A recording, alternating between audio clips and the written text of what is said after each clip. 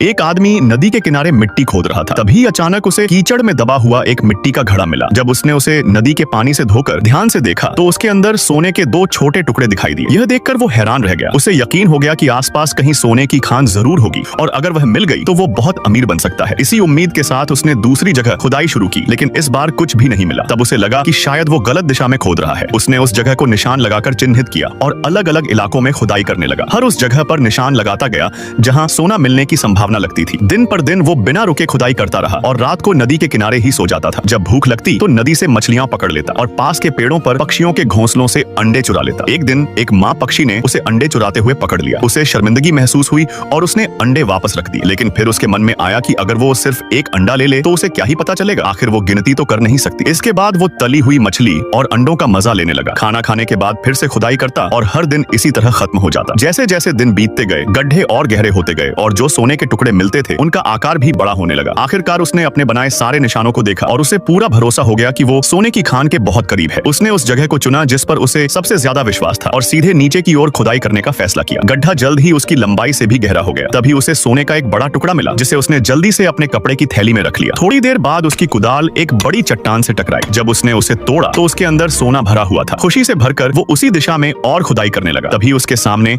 सोने की एक विशाल चट्टान दिखाई दी। जिंदगी भर की मेहनत आखिरकार सफल हो गई थी और खुशी से कांपते हुए वो एक छोटे बच्चे की तरह हंस पड़ा। दोस्तों, अगर आपको इतना सारा सोना मिल जाए तो आप क्या करोगे? अपने जवाब कमेंट में जरूर लिखना।